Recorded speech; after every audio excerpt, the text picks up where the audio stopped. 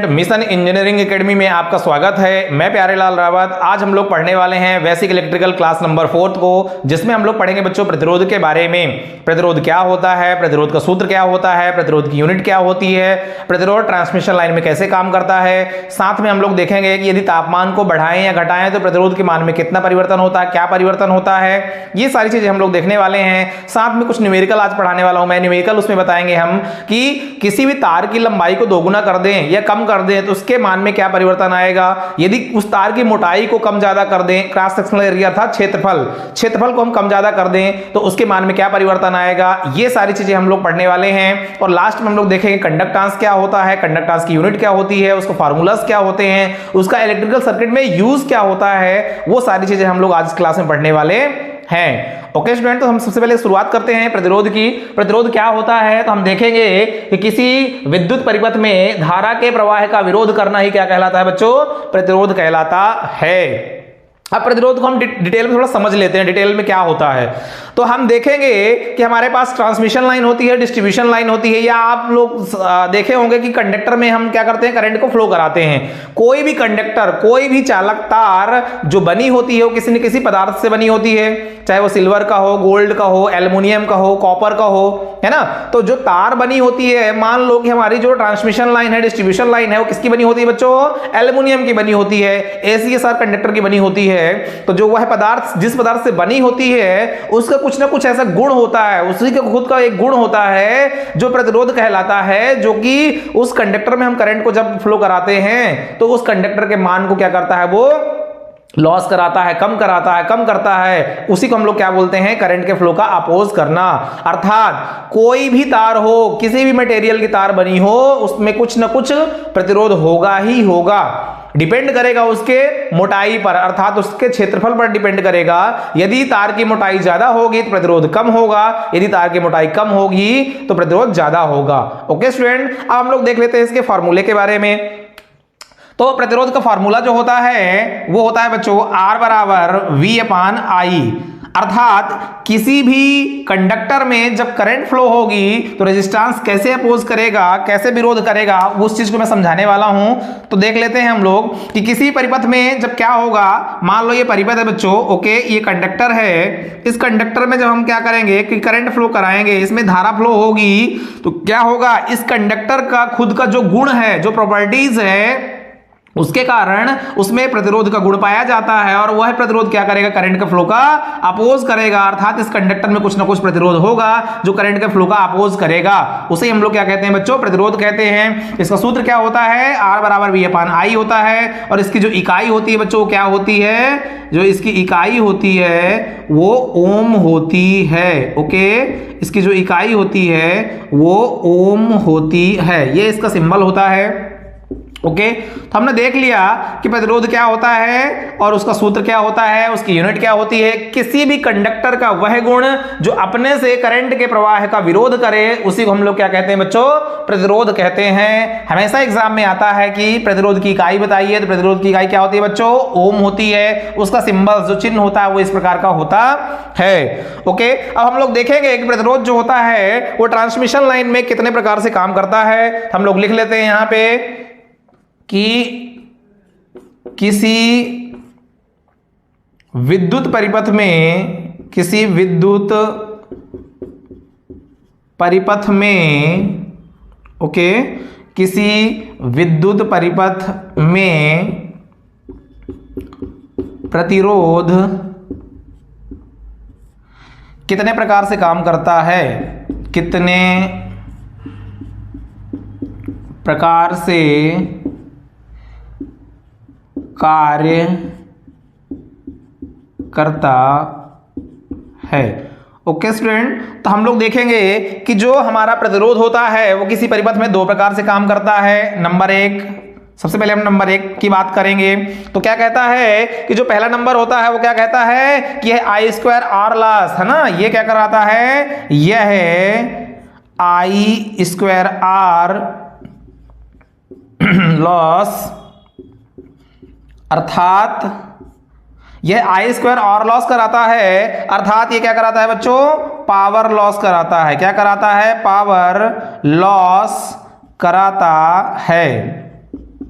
Okay, ये power loss कराता है, जिसके कारण क्या होता है, जिसके कारण क्या होगा, जब पावर लॉस होगा किसी सर्किट में तो जिसके कारण क्या होगा, है ना जिसके कारण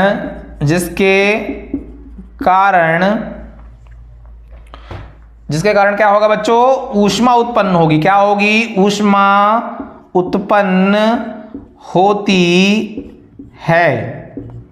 ओके, तो ट्रांसमिशन लाइन में पहला काम हो गया किसका, प्रतिरोध का। प्रतिरोध क्या कह रहा है कि ट्रांसमिशन लाइन में पहला काम क्या करता है बच्चों, पहला काम करता है कि किसी विद्युत परिपथ में दो प्रकार से कार्य करता है ना। कितने प्रकार से काम करता है, दो प्रकार से काम करता है। नंबर एक है I2R लॉस, अर्थात पावर लॉस कराता है, जिसके कारण क्या होता है बच्चों, ऊष्मा उत्पन्न होती है। सेकेंड काम क्या करता है, ये IR ड्रॉप कराता है। ओके, ये क्या कराता है बच्चों, यह है IR ड्रॉप कराता है, IR ड्रॉप कराता है।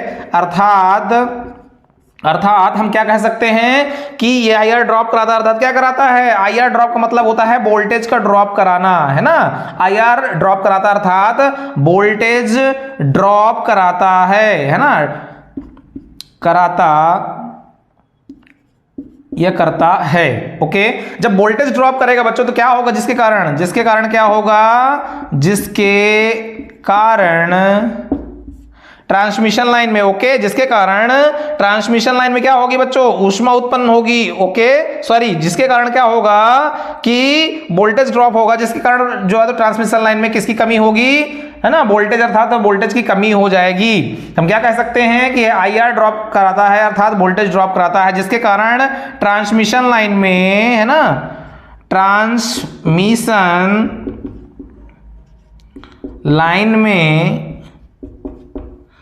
लाइन में वोल्टेज का ड्रॉप होता है।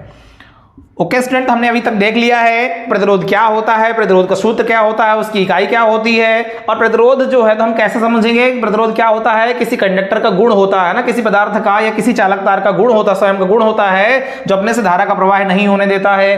किसी विद्युत परिपथ में प्रतिरोध कितने प्रकार से काम करता है, तो हम बोलेंगे कि यह दो प्रकार से काम करता है। कैसे, नंबर एक है I2R लॉस, अर्थात पावर लॉस कराता है, जिसके कारण ऊष्मा उत्पन्न होती है। जब I2R लॉस होता है तो उसमें पावर लॉस कैसे होता है बच्चों, जैसे हम लोग कहते हैं ना पानी गर्म करना, पानी हम लोग क्या करते हैं, हीटर लगा के पानी को गर्म करते हैं, तो उसमें क्या प्रक्रिया हो रही होती है, I2R लॉस हो रहा होता है, अर्थात उसमें पावर लॉस हो रहा होता है और उसमें ऊष्मा उत्पन्न होती है। जैसे इलेक्ट्रिक प्रेस होता है ना, हम लोग क्या करते हैं, कपड़े को प्रेस करते हैं, उसमें भी सेम प्रक्रिया होती है, उसमें भी हम लोग प्लेट को गर्म करते हैं, अर्थात उसमें I2R लॉस अर्थात पावर लॉस कराते हैं। इसीलिए कहते हैं ना ज्यादा बिजली के बिल आ रहा है, हम जो क्या करते हैं, हीटर चलाते हैं या हम लोग क्या करते हैं, इलेक्ट्रिक प्रेस का यूज करते हैं, तो उसमें क्या होता है, पावर लॉस होता है, जिसके कारण ऊष्मा उत्पन्न होती है और वो चीजों को गर्म कर देता है। IR ड्रॉप का मतलब होता है, हम लोग जानते हैं कि V बराबर IR होता है, अर्थात IR जहां पे ड्रॉप हो रहा है, IR जो है तो वहां पे जहां पे ड्रॉप हो रहा है, जिसके कारण क्या होगा, वोल्टेज का ड्रॉप होगा। अर्थात ट्रांसमिशन लाइन में हमेशा जो IR ड्रॉप होता है वो कहां पे होता है बच्चों, ट्रांसमिशन लाइन में। ये एग्जाम पॉइंट ऑफ व्यू से बहुत इंपॉर्टेंट है, एग्जाम में हमेशा पूछा जाता है कि ट्रांसमिशन लाइन में वोल्टेज ड्रॉप होता है किस फॉर्म में, हम बोलेंगे IR ड्रॉप के फॉर्म में। यह क्वेश्चन आ सकता है किसी एग्जाम में, किसी विद्युत परिपथ में प्रतिरोध कितने प्रकार से कार्य करता है, हम लोग बोलेंगे ऑप्शन में रहेगा 2 प्रकार से, 4 प्रकार से, 6 प्रकार से, 3 प्रकार से, तो हमको ऑप्शन में लगाना है ठीक 2 प्रकार से। अर्थात किसी विद्युत परिपथ में प्रतिरोध जो होता है वो 2 प्रकार से काम करता है, number 1 I2R loss, number 2 IR drop के फॉर्म में। ओके स्टूडेंट, अब हम लोग देखते हैं कि किसी कंडक्टर को, हम लोग स्पेसिफिक कंडक्टर की बात करें, जैसे हमारे पास में एक कंडक्टर होता है सिल्वर, सिल्वर का जो विशिष्ट प्रतिरोध होता है बच्चों क्या होता है, बहुत कम होता है। इसको नोट डाउन करोगे, ये एग्जाम में पूछ सकता है कि सिल्वर, ओके, सिल्वर मतलब होता है बच्चों चांदी, ओके, सिल्वर का विशिष्ट प्रतिरोध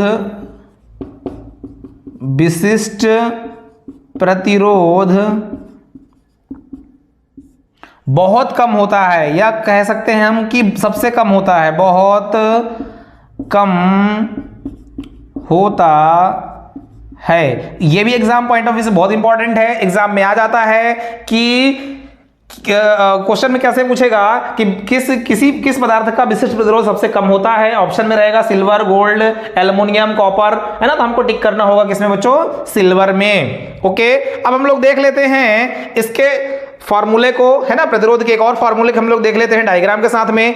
देखो बच्चों, अब प्रतिरोध कैसे काम करता है उसको मैं आपको बताने वाला हूं। तो किसी भी सर्किट में प्रतिरोध कैसे कार्य करता है इस चीज को आप लोग समझ लो।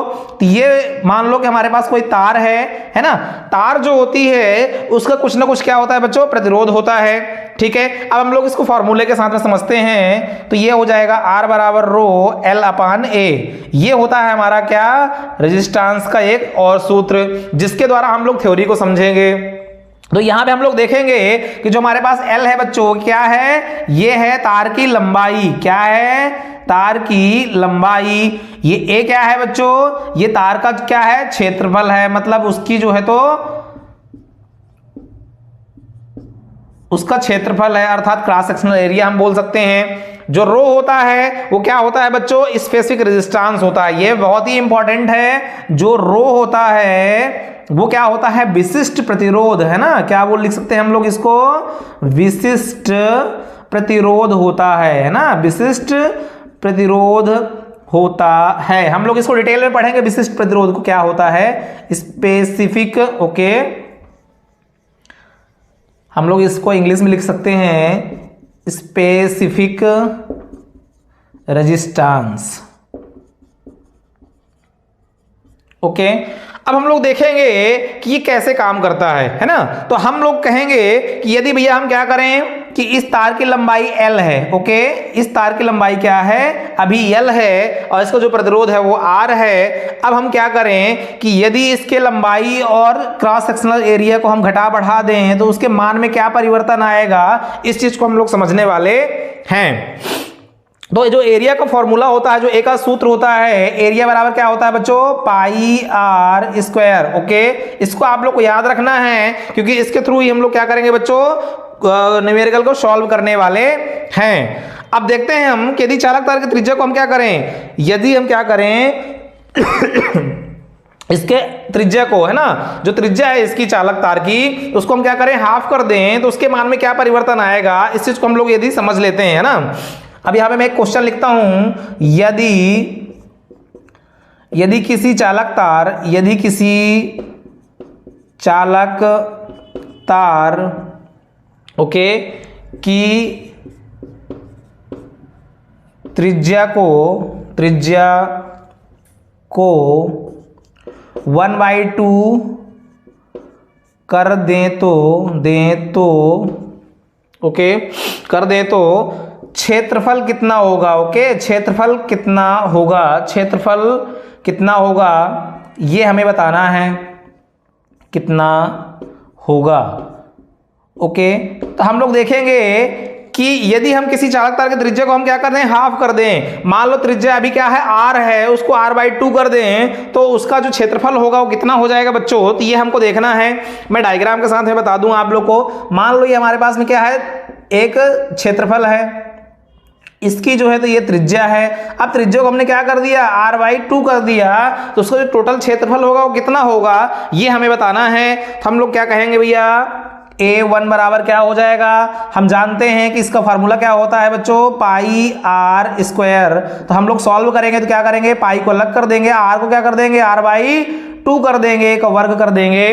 तो यहां से क्या निकल करके आ जाएगा बच्चों, यहां से निकल करके आ जाएगा हमारा कि ये हो जाएगा पाई, और यहां पे हो जाएगा क्या, आर, ये ऊपर का हो जाएगा आर का स्क्वायर और 2 दूनी 4।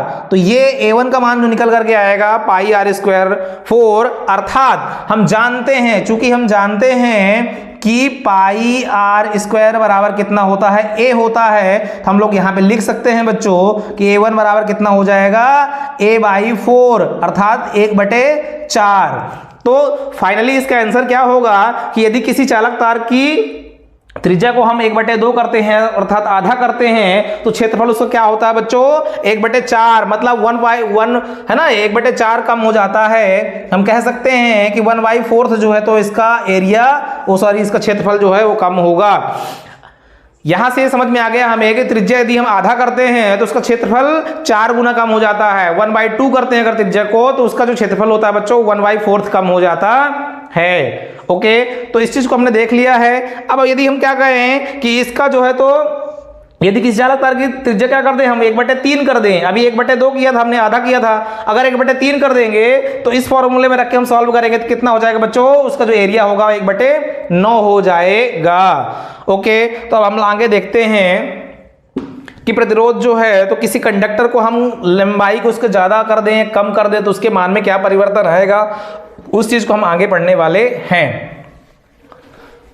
आज हम लोग डिटेल में पढ़ेंगे प्रतिरोध को हम बहुत अच्छे से समझेंगे। आज प्रतिरोध को खत्म कर देंगे, अगले दिन हम जो है तो कुछ नया चैप्टर लेकर के आएंगे, अगला टॉपिक लेकर के आएंगे। तो प्रतिरोध को मैं आज डिटेल में पढ़ाने वाला हूं। थोड़ा सा लंबी क्लास हो जाएगी बट आप लोग को पढ़ना है।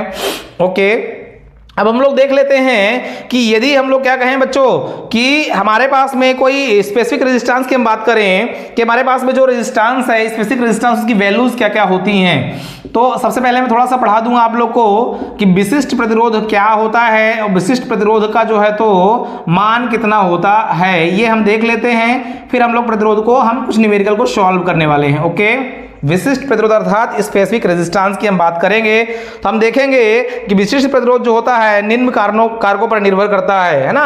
विशिष्ट प्रतिरोध जो होता है कुछ कारकों पर निर्भर करता है, तो उसको हम देख लेते हैं।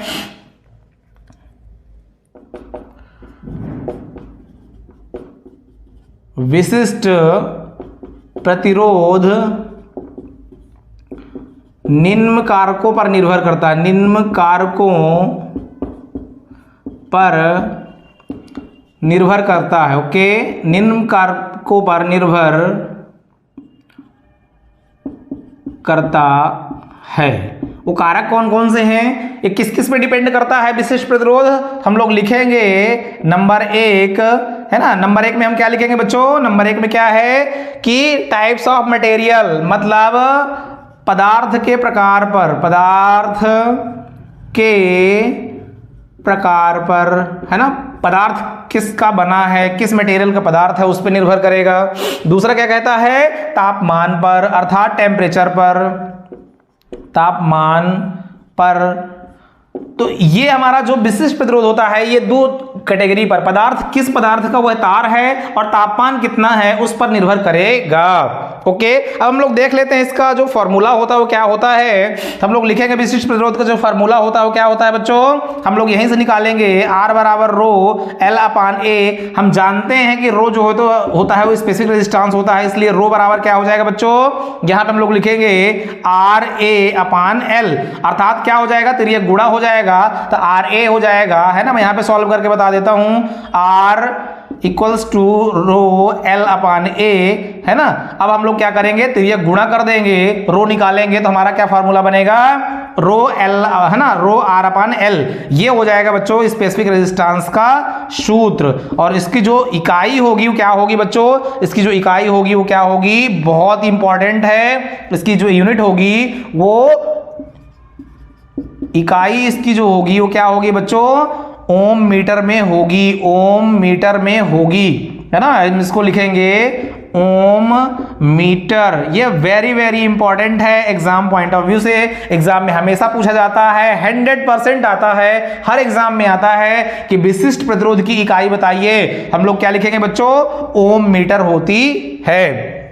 अब हम लोग कुछ वैल्यूज देख लेते हैं कि हमारे पास में जो है कंडक्टर है, सेमीकंडक्टर है, इंसुलेटर है, इनका जो वैल्यूज होती है वो कितनी होती है। तो मैं यहां पे थोड़ा सा बता दूं आप लोग को कि नंबर 1 हम देखेंगे, अगर कंडक्टर की बात करेंगे, चालक की बात करेंगे है ना, कंडक्टर मतलब होता है चालक, हम मैं हिंदी में भी लिखता जाऊंगा ताकि आप लोग प्रॉब्लम ना आए। नंबर 2 हो जाएगा इंसुलेटर, इंसुलेटर अर्थात कुचालक की हम बात करेंगे। ओके, इंसुलेटर,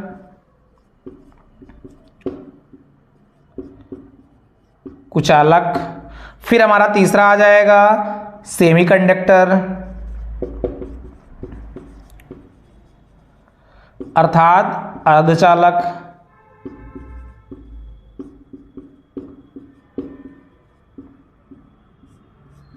ओके, और हमारा तीसरा आ जाएगा, चौथा आ जाएगा एलॉय। एलॉय। तो ये चार जो चीजें हैं, चाहे कंडक्टर हो, इंसुलेटर हो, सेमीकंडक्टर हो, एलॉय हो, इनकी वैल्यू कितनी कितनी होती है तो मैं आपको बता दूं, ये एग्जाम में हमेशा पूछा जाता है। इसको आप लोग को याद रखना है कि जो कंडक्टर होता है, जो उसकी वैल्यू होती है वो कितनी होती है बच्चों, वो होती है 10 की घाते माइनस 8 ओम मीटर में होती है। फिर हमारे पास में इंसुलेटर कितनी होती है, वो होती है 10 की घाते 4 ओम मीटर में होती है। ये आप लोग को याद रखना है। फिर हमारे पास में इंसुलेटर कितनी होती है, वो होती है 10 की घाते 14 ओम मीटर होती है। ओके। और हमारे पास जो एलॉय होता है, जो एलॉय की वैल्यू होती है वो होती है 10 की घाते -6 ओम मीटर। ये वेरी वेरी इंपॉर्टेंट है बच्चों कि विशिष्ट प्रतिरोध में कंडक्टर का जो चालक का जो मान होता है वो कितना होता है, 10 की घाते -8 ओम मीटर। कुचालक का जो होता है 10 की घाते 4 ओम मीटर। अर्धचालक का होता है 10 की घाते 14 ओम मीटर। और एलॉय का जो होता है 10 की घाते -6 ओम मीटर में होता है। ये बहुत ही इंपॉर्टेंट है बच्चों, इस चीज को आप लोग को याद रखना है ना। 10 की घाते 14 ओम मीटर है, माइनस में नहीं है। ओके। माइनस में केवल 10 की घाते 8 है और 10 की घाते 6 है। अब मैं यहाँ पे थोड़ा सा बता दूं आप लोग को और एक इंपॉर्टेंट चीज कि हमारे पास में जो कंडक्टर है ना, जो हमारे पास कंडक्टर है उसकी हम बात कर लें तो हमारे पास जो कंडक्टर होते हैं, जैसे हमारे पास सिल्वर हो गया, नंबर 1 हम बात करें सिल्वर की, है ना, चांदी की, सिल्वर की। तो सिल्वर का जो मान होता है वो कितना होता है ये भी हम लोग देख लें, एग्जाम में हमेशा पूछा जाता है। ओके। सिल्वर हो गया, फिर कॉपर हो गया मतलब तांबा। ओके। तीसरे नंबर पे आ जाएगा हमारा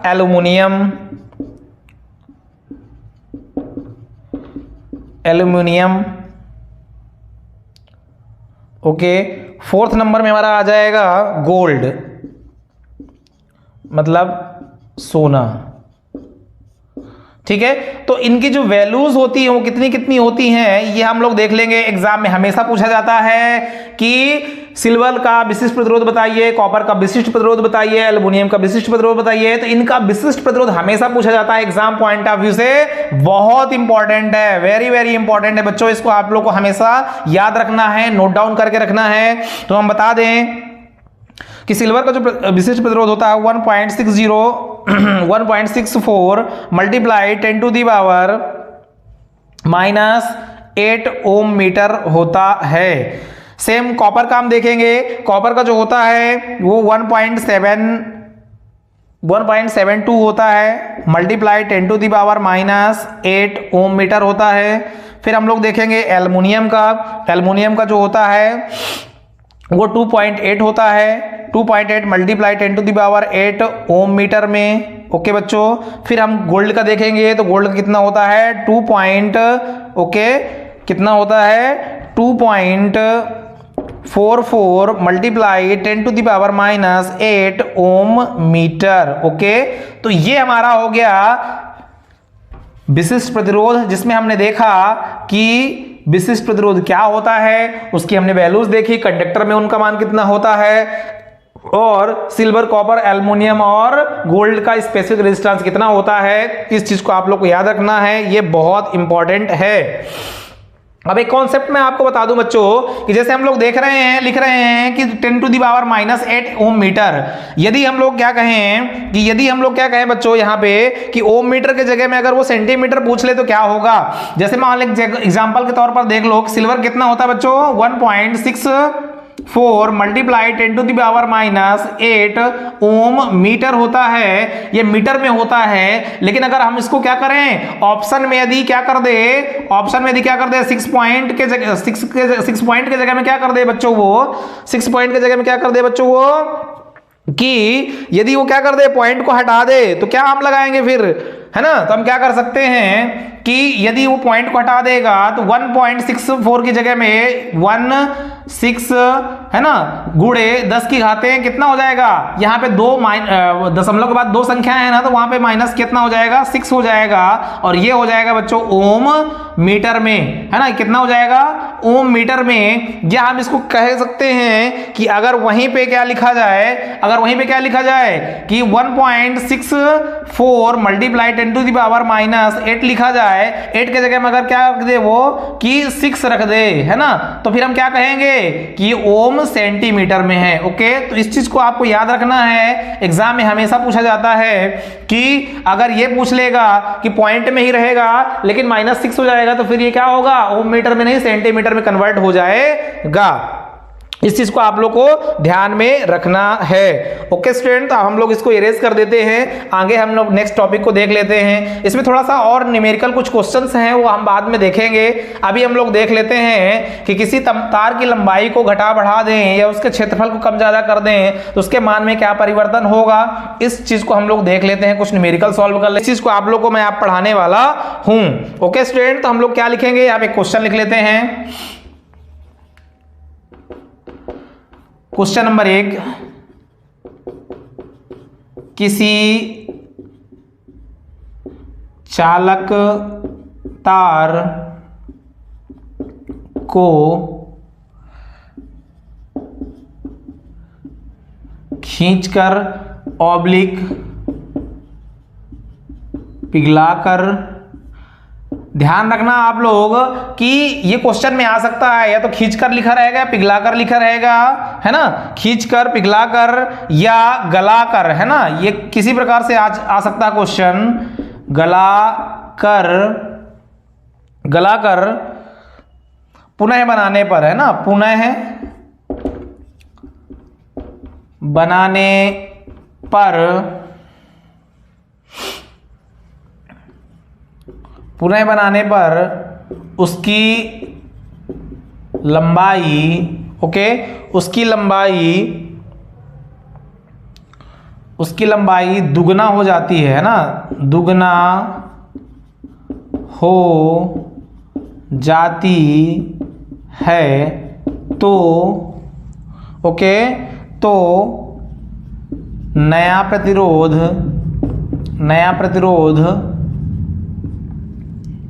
कितना होगा।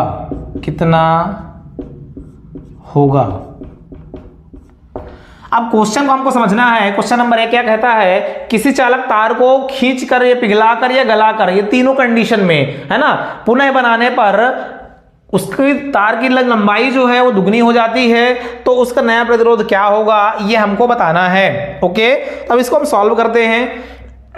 एक डायग्राम बना लेते हैं। ये हमारा डायग्राम हो गया। मान लो हमारे पास में ये कोई तार है ना, ये हमारे पास कोई तार है, इसका क्या है प्रतिरोध भैया, पहले से प्रतिरोध R था। अब हम क्या किए हैं, इस तार को हम लोग क्या किए, मेल्ट कर दिए, पिघला दिए, गला दिए, है ना, खींच करके, कुछ भी करके हमने क्या किया, इस तार की लंबाई को हमने डबल कर दिया। पहले R था और इसकी लंबाई क्या थी बच्चों, L थी। अब ये क्या हो गई, इसकी लंबाई डबल हो गई, अर्थात इसको हमने खींच करके बढ़ा दिया है। तो खींच करके जब बढ़ाएंगे तो क्या हो जाएगा बच्चों, खींच करके जब बढ़ाएंगे ना, ये थोड़ी तार पतली हो जाएगी और इसकी जो लंबाई होगी बच्चों, वो लंबाई जो होगी वो क्या होगी, डबल हो जाएगी। तो अब यहाँ पे क्या हो जाएगा, एक L और हो जाएगा, अर्थात हम कह सकते हैं कि यहाँ पे क्या हो जाएगा, टोटल 2L हो जाएगा। ओके, ये 2L काम करने लगेगा। तो इसका जो नया, ये R क्या है, ओल्ड है, ये R पुराना है, तो इसका जो होगा R न्यू, अर्थात R नया क्या होगा, नया प्रतिरोध कितना होगा, ये हमको फाइंड आउट करना है। तो मान लेते हैं, है ना, मान लेते हैं कि जो R ओल्ड है वो 10 ओम है, पहले जो पुराना प्रतिरोध था वो 10 था, तो अब नया प्रतिरोध कितना होगा, इसको हमको फाइंड आउट करना है। तो इसका जो सूत्र होता है बच्चों वो क्या होता है, R न्यू बराबर क्या होता है, यदि R न्यू आपको निकालना है किस कंडीशन में, गलाकर, पिघलाकर या खींचकर, R न्यू यदि निकालना है तो सूत्र कौन सा लगेगा बच्चों, R न्यू बराबर क्या हो जाएगा, n का square into R। Okay, n square into R हो जाएगा। इस सूत्र की सहायता से हम लोग क्या करेंगे बच्चों, इस न्यूमेरिकल को सॉल्व करेंगे। तो अब हम बता दें कि हमारे पास में क्या है, मान लो हम इसको सॉल्व करते हैं, हम लिखेंगे R न्यू बराबर, हम क्या लिखेंगे, n स्क्वायर r, अर्थात हमारे पास में n स्क्वायर है ना, नंबर ऑफ जो लेंथ है वो कितनी हो गई, डबल हो गई है, 2 का वर्ग हो जाएगा इंटू कितना हो जाएगा बच्चों 10 हो जाएगा, तो 2 दूनी 4 इंटू 10 इक्वल्स टू कितना हो जाएगा 10 को 40, अर्थात जो नया रेजिस्टेंस होगा बच्चों कितना हो जाएगा, जो r न्यू निकल करके आएगा वो कितना हो जाएगा 40 ओम हो जाएगा।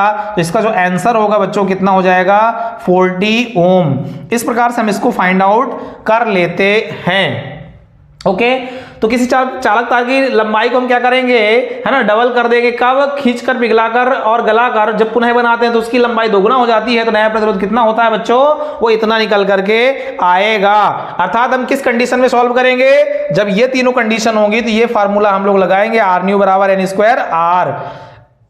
तो आपके क्वेश्चन में आर ओल्ड दिया रहेगा, लंबाई आपकी डबल हो जाएगी तो लंबाई हम क्या करेंगे 2 कर देंगे, लंबाई अगर 3 गुना हो जाएगी 3 रख देंगे, उससे हम क्या करेंगे इसको सॉल्व कर लेंगे। क्वेश्चन सेकंड देख लेते हैं बच्चों, किसी चालक तार को, है ना, किसी चालक तार को हम देख लेते हैं और खींचकर, वही क्वेश्चन एक और रिपीट कर देते हैं, थोड़ा सा उसमें चेंजेस रहेगा, आप लोग समझ लेना इस चीज को। हम लोग एक क्वेश्चन और ले लेते हैं, किसी चालक तार को खींचकर ऑब्लिक पिघलाकर ऑब्लिक गलाकर उसकी त्रिज्या, है ना, अभी हम लोग क्या कर रहे थे लंबाई, अब उसकी त्रिज्या की हम बात करेंगे कि उसकी त्रिज्या, ओके, उसकी त्रिज्या n टाइम्स, मतलब n गुना क्या हो जाती है, n गुना, है ना, n गुना क्या हो जाती है, n गुना हो जाती है, n गुना हो जाती है, तो उसका नया प्रतिरोध क्या होगा, तो उसका नया प्रतिरोध क्या होगा ये हमें बताना है, नया प्रतिरोध क्या होगा या कितना होगा ये हमें बताना है, कितना प्रतिरोध कितना होगा। बहुत ही अच्छा क्वेश्चन है, ये भी एग्जाम में आ जाता है। तो हम लोग इसको सॉल्व करेंगे तो हम देखेंगे कि हमारे पास किसी चालक तार को हम क्या करें, खींच के पिघला करके गला करके उसकी त्रिज्या को हमने n टाइम्स क्या कर दिया है, n गुना जो है तो उसको कर दिया है, n गुना बढ़ा दिया है, तो उसका नया प्रतिरोध कितना होगा ये हमें बताना है। तो इसके लिए फॉर्मूला जो लगेगा बच्चों क्या लगेगा, इसके लिए जो फॉर्मूला लगेगा वो सूत्र चेंज हो जाएगा, इसके लिए लगेगा R, ओके, आर न्यू बराबर लगेगा कितना, R बाई n की पावर 4, ये सूत्र हमारा काम करेगा इस कंडीशन में, जब उसकी त्रिज्या को हम लोग क्या करेंगे बढ़ाएंगे घटाएंगे तो। ओके, अब हम लोग देख लेते हैं जो n है ना, n का मतलब होता है त्रिज्या में परिवर्तन और r का मतलब होता है प्रतिरोध। अब हम लोग देख लेते हैं किसी प्रतिरोध का, पहले से हम लोग देख लेते हैं ओल्ड प्रतिरोध कितना है, तो मान लो ये हमारे पास तार है ना, अब इसको हमने क्या किया है कि R था, मान लो उसका मान था 10 ओम, जैसे हमने यहाँ पे लिया था। अब हम लोग क्या कर रहे हैं, इसकी त्रिज्या को आधा कर रहे हैं, ये गलाकर पिघलाकर n टाइम्स का क्या कर रहे हैं, घटा बढ़ा रहे हैं, है ना। तो अब यहाँ पे हम लोग देखेंगे इसको सॉल्व कैसे करना है, तो आर न्यू बराबर क्या हो जाएगा, हमने क्या किया है, अगर इसको हमने क्या कर दिया आधा कर दिया है तो 1/2 कर दिया है, तो हम लोग क्या करेंगे इसको सॉल्व करने के लिए कि आर न्यू बराबर R1/2 का पावर कितना हो जाएगी 4 हो जाएगी बच्चों। अब इसको हम सॉल्व करेंगे तो कैसे करेंगे, हम जाएगा बच्चों 2 दूनी 4, 4 दूनी 8, 8 दूनी 16 हो जाएगा। अब इसको हम 16 को ऊपर लेके आएंगे तो कितना हो जाएगा, ये जो है वो 1 का वैल्यू कुछ होगा नहीं, तो ये कितना हो जाएगा बच्चों 16R हो जाएगा। अर्थात कितना हो जाएगा, आर न्यू बराबर कितना हो जाएगा बच्चों, अर्थात आर न्यू बराबर कितना हो जाएगा, आर न्यू बराबर कितना हो जाएगा 16R हो जाएगा। यही इसका क्या होगा बच्चों आंसर होगा। तो इस प्रकार के क्वेश्चन आ सकते हैं आपके एग्जाम में, इस चीज को आप लोग को ध्यान में रखना है। ओके, और हम एक आध दो क्वेश्चन देख लेते हैं जिससे आपको ऑल क्लियरिटी आ जाएगी।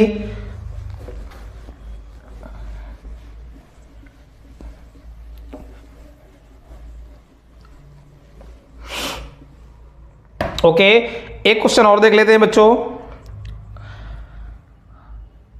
क्वेश्चन नंबर 3 देख लेते हैं। R ओम के प्रतिरोध, R ओम के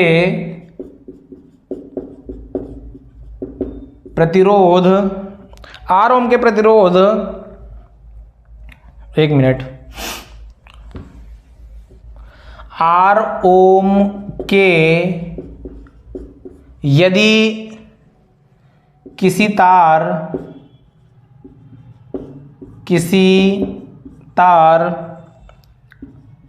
की लंबाई को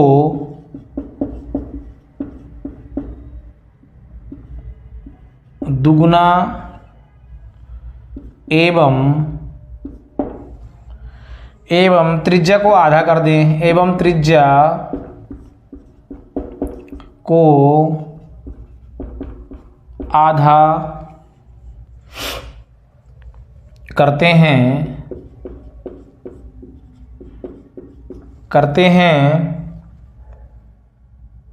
तो उसका नया प्रतिरोध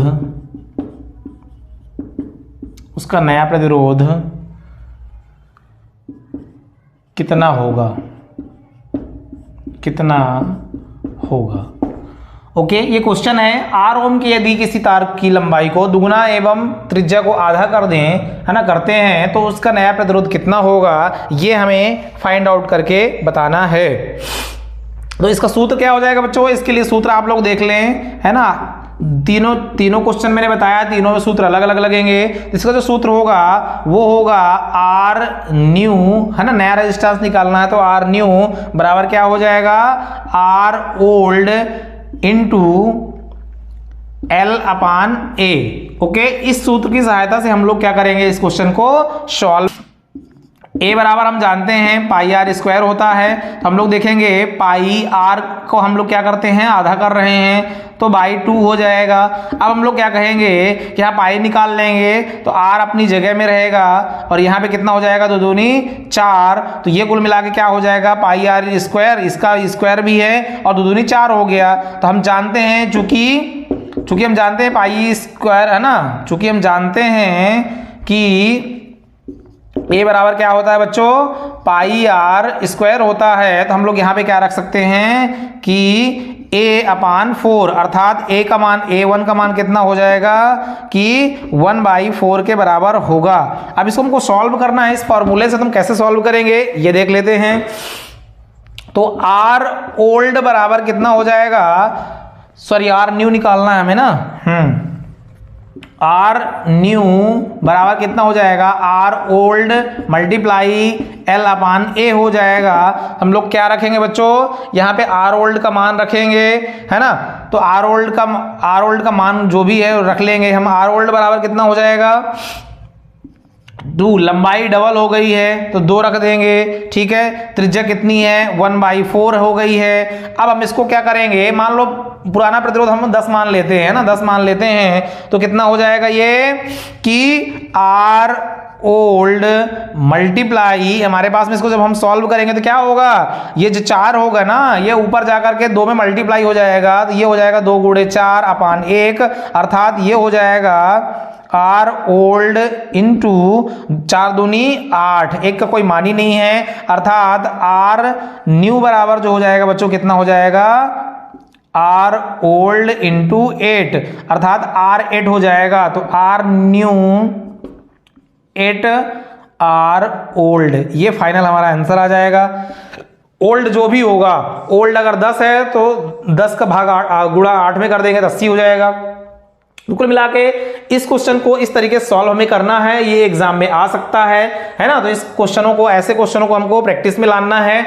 मैं क्वेश्चन पेपर कुछ सॉल्व कराऊंगा, उसको आपको प्रैक्टिस में लेना है। तो कई क्वेश्चन जब सॉल्व करोगे तो आप लोग को ये सॉल्व करना आने लगेगा। ओके, अब हम लोग आगे देखते हैं कि जो हमारे पास में प्रतिरोध होता है ना, वो कैसे काम करता है तापमान पे। तापमान के साथ में हम लोग देख लेते हैं। तो अब हम देखते हैं प्रतिरोध का तापमान पर प्रभाव। ओके स्टूडेंट, तो हम लोग अब नेक्स्ट टॉपिक देख लेते हैं, प्रतिरोध का तापमान पर प्रभाव। प्रतिरोध का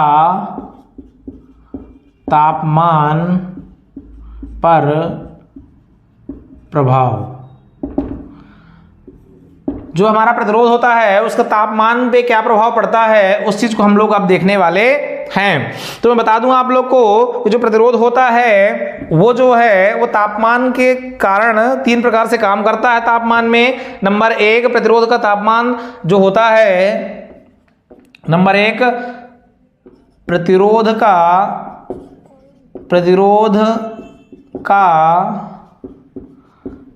धनात्मक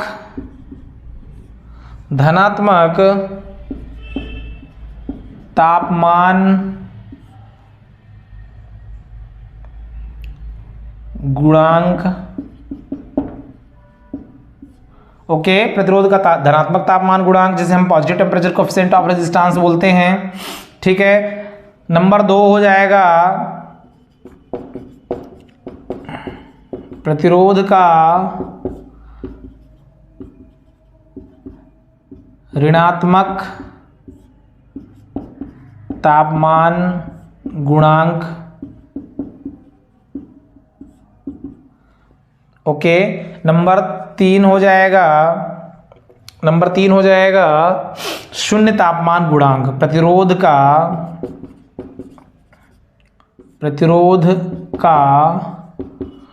शून्य तापमान गुणांक। अभी कितना कितना होता है इस चीज को हम लोग को देखना है।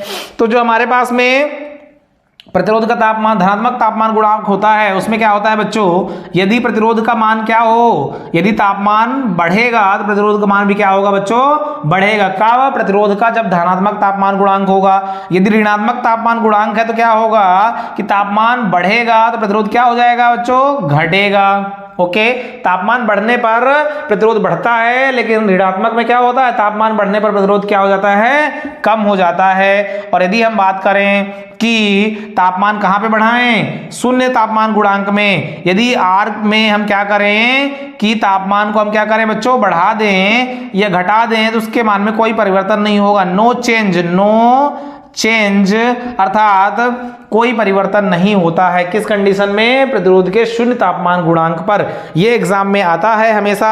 और ये कौन कौन से मटेरियल होते हैं शून्य तापमान गुणांक वाले? Eureka, मैग्नीन, constantan. क्या क्या?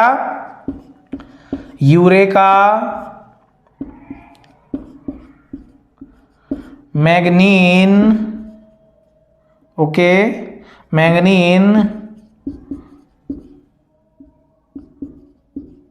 कॉन्स्टेंटन।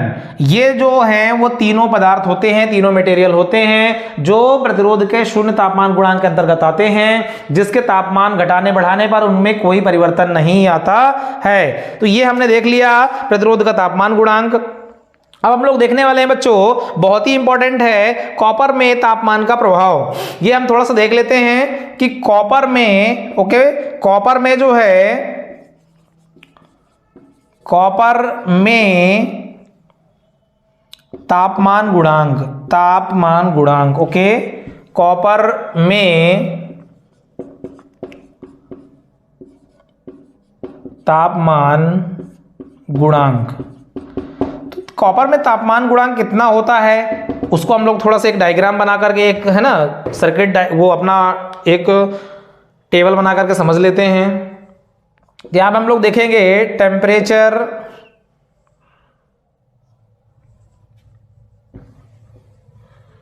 यहां पे हम लोग देखेंगे टेम्परेचर इन डिग्री सेल्सियस में, टेम्परेचर इन डिग्री सेल्सियस में।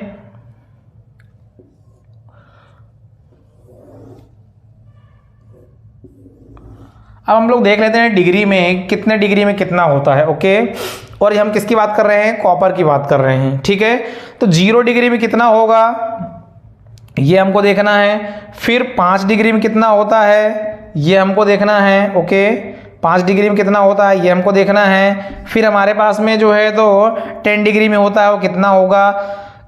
फिर हम लोग देखेंगे 20 डिग्री में कितना होगा, 80 डिग्री में कितना होगा। तो सबसे पहले हम 0 डिग्री की बात कर लेते हैं। जो 0 डिग्री में तापमान गुणांक होता है वो कितना होता है बच्चों,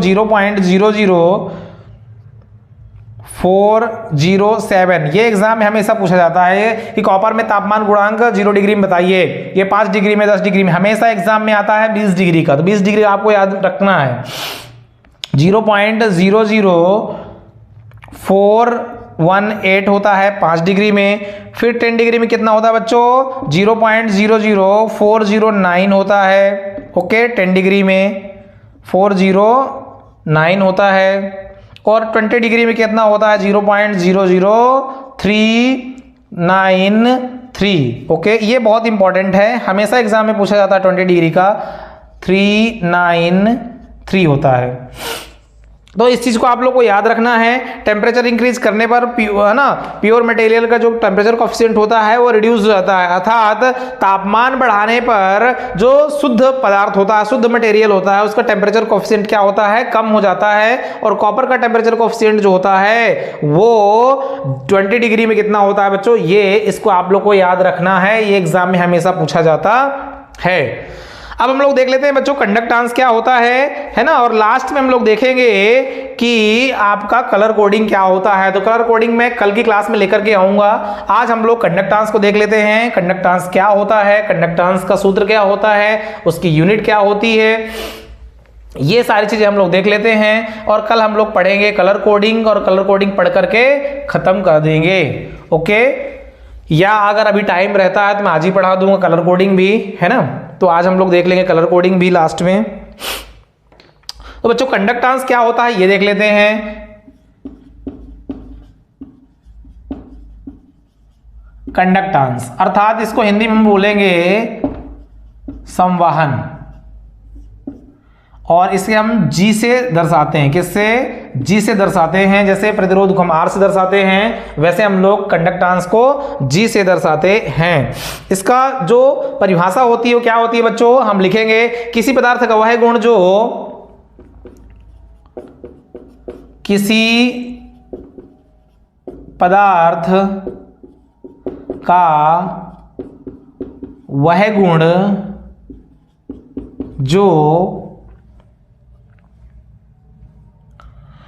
जो स्वयं से धारा को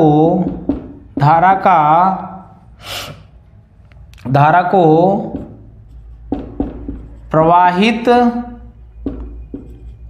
होने देता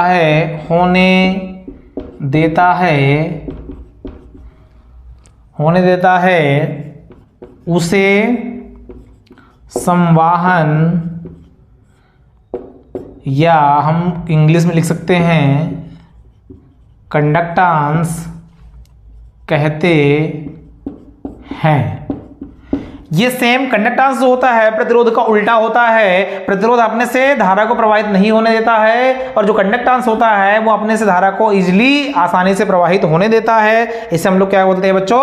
कंडक्टेंस बोलते हैं। इसका सूत्र क्या होता है? तो हम लिखेंगे G बराबर 1/R। ओके, जब यहाँ पे R कम होगा तो G बढ़ेगा, मतलब कंडक्टेंस अच्छा होगा। और जब R कम होगा, है ना, R कम होगा तो क्या होगा? ये बढ़ेगा। R ज्यादा होगा तो वो घटेगा। अर्थात ये प्रतिरोध के उल्टा में काम करता है। इसकी इकाई क्या होती है ये देख लेते हैं, ये बहुत इंपॉर्टेंट है। तो इसकी जो इकाई होती है बच्चों क्या होती है? महो या सीमेंस होती है ना। हम क्या लिखेंगे? महो या सीमेंस होती है। वेरी वेरी इंपॉर्टेंट है। इसकी जो यूनिट होती है बहुत ही इंपॉर्टेंट है, हमेशा पूछी जाती है। इसका सिंबल क्या होगा? ये हो जाएगा महो, है ना, या सीमेंस हम लोग लिख सकते हैं, सीमेंस। ओके, तो ये हो जाती है यूनिट किसकी? कंडक्टेंस की। अब हम लोग देखेंगे बच्चों एक प्रतिरोध का, हम कंडक्टेंस का क्या कर लेते हैं, क्वेश्चन देख लेते हैं। तो कंडक्टेंस क्या कहता है कि यदि किसी प्रतिरोध, है ना, ये कोई प्रतिरोध है, उसका मान कितना है? R है, तो कंडक्टेंस कितना होगा? कंडक्टेंस कितना होगा? तो हम लोग सूत्र लगाएंगे G बराबर 1/R, अर्थात 1/5, है ना। तो G का मान जो हो जाएगा, कंडक्टेंस कितना हो जाएगा बच्चों? 1/5 होगा। 1/5 को हम क्या करेंगे? 1 में 5 का भाग देंगे तो कितना निकल कर गया? 0.2 महो निकल करके आएगा। अर्थात इसका जो है ना क्वेश्चन क्या कहता है, क्वेश्चन यहाँ पे देख लेना, क्वेश्चन नंबर 1 है प्रतिरोध का मान अगर 5 है तो कंडक्टेंस कितना होगा, तो हमारा कंडक्टेंस कितना निकल करके आएगा, G बराबर 1/r रखेंगे, 1/5, 5 का भाग देंगे 1 में तो 0.2 महो होगा। ये उसका आंसर हो जाएगा, है ना, ये उसका जो है तो आंसर हो जाएगा। G बराबर कितना हो जाएगा कि 0.2 महो। ओके, ओम नहीं महो हो जाएगा, यही इसका आंसर हो जाएगा। क्वेश्चन नंबर 2 देख लो। क्वेश्चन नंबर 2 क्या कहता है, क्वेश्चन नंबर 2 क्या कहता है कि यदि किसी तार का प्रतिरोध कितना है, 10 ओम हो तो उसका कंडक्टेंस कितना होगा, उसका कंडक्टेंस यानी संवाहन कितना होगा।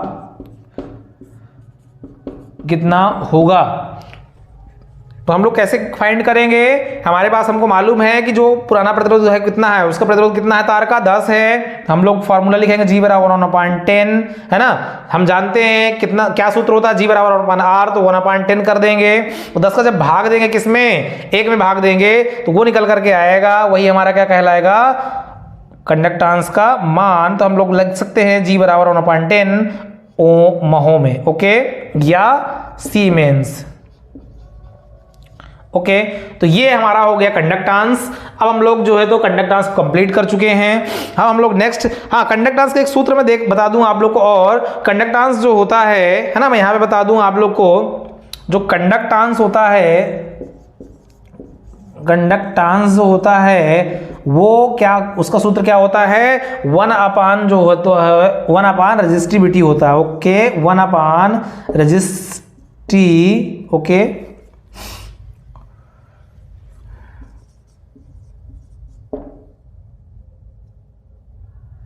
1/,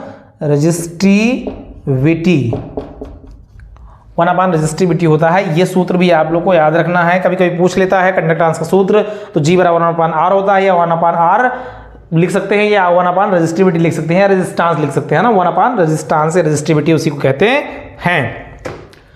ओके स्टूडेंट, तो ये हमारा आज का क्लास नंबर 4 हो गया, जिसमें हम लोग प्रतिरोध के बारे में डिटेल में हमने देखा है कि प्रतिरोध क्या होता है, किसी परिपथ में कैसे काम करता है। ओके, अगर हम किसी तार को क्या करें, उसको पिघला करके, गला करके, या उसको खींच करके हम दुगना करते हैं, उसकी त्रिज्या को कम ज्यादा करते हैं, तो उसके मान में क्या परिवर्तन होता है, उसका हमने न्यूमेरिकल देख लिया है ना। तो वो सारी चीजें हमने देख लिया है। तापमान में कैसे काम करता है तो हमने देख लिया है कि यदि हम लोग क्या कहें, पॉजिटिव टेम्परेचर कोएफिशिएंट में हम क्या करते हैं कि टेम्परेचर को यदि बढ़ाते हैं तो क्या होता है, आर बढ़ता है। नेगेटिव में क्या होता है, टेम्परेचर बढ़ाने पर आर घटता है। लेकिन जीरो टेम्परेचर कोएफिशिएंट में क्या होता है बच्चों, तापमान बढ़ाने पर आर में कोई चेंजेस नहीं होता है, अर्थात नो चेंजेस रहता है। इस चीज को आपको याद रखना है, ये एग्जाम में हमेशा पूछा जाता है। ओके स्टूडेंट, तो आज जो है तो हमने देख लिया सारी चीजें, आज यहीं तक। हम नेक्स्ट लेक्चर कल लेकर के आएंगे, तब तक के लिए बाय बाय, जय हिंद, जय भारत, टेक केयर।